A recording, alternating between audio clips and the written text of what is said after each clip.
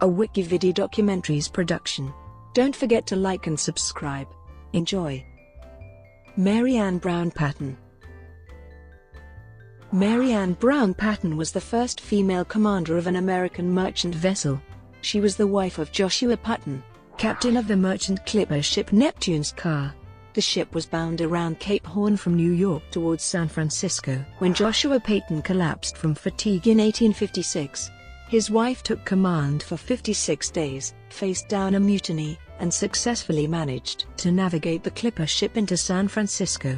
At the time she was 19 years old and pregnant with her first child. Early life and first voyage. Mary Ann Brown was born in Chelsea, Massachusetts in 1837 to George and Elizabeth Brown. She married a young captain named Joshua Adams Patten in Boston on April 1, 1853, just before her 16th birthday. In 1855, Captain Patten was offered the command of a clipper ship named Neptune's Car. Patten was hesitant to leave his wife for so long so early in their marriage, and so the ship's owners granted permission for her to accompany him. Neptune's Car was launched in 1853, and by 1855 the vessel had already developed a reputation for speed. It was 216 feet long and weighed 1,617 tons. According to the New York Herald, Patten was a last-minute replacement for the ship's previous captain, who had taken ill shortly before the vessel was set to travel the world. The Herald claims that Joshua and Mary Patten were aboard Neptune's Car preparing to leave the dock only 12 hours after they first received the offer. For the next 17 months they sailed to San Francisco, China, London, and back to New York. Mary passed the time learning navigation and assisting Joshua with his duties as captain. Husband's collapse and attempted mutiny. The ship departed from New York for San Francisco on July 1, 1856, along with two other clipper ships, the Intrepid and Romance of the Seas. This made speed a greater priority than usual, as it was common practice to place bets on which vessel would arrive first. Neptune's Car was at the foot of Cape Horn when Joshua Patten developed tuberculosis and lapsed into a coma. Under usual circumstances the first mate would take command. However, earlier in the voyage Captain Patten had caught him sleeping on watch, and losing important time by leaving sails reefed. The mate had likely placed bets on one of Neptune's Car's competitors, and so Captain Patten had confined him to his cabin.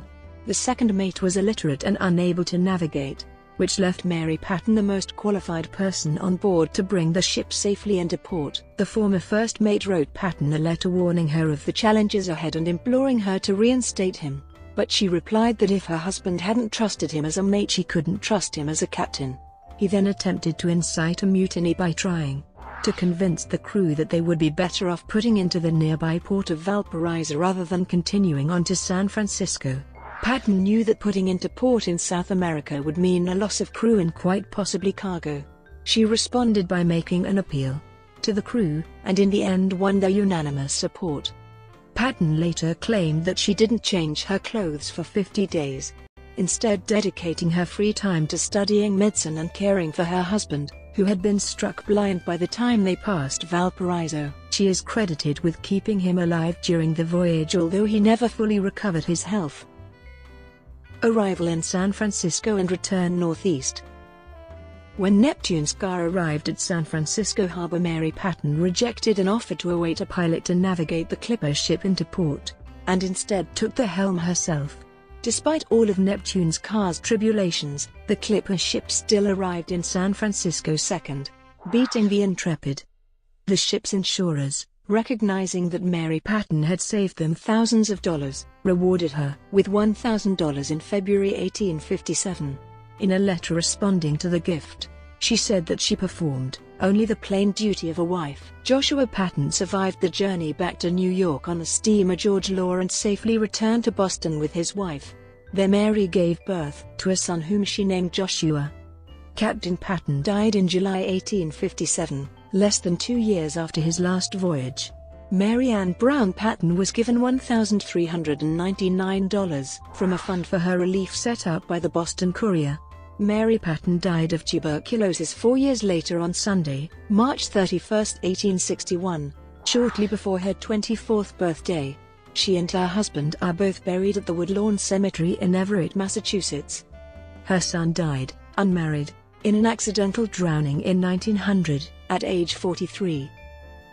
Legacy.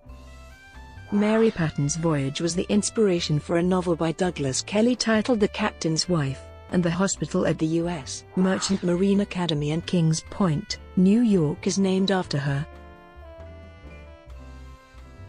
Brought to you by WikiVidi Documentaries. Would you like to know more?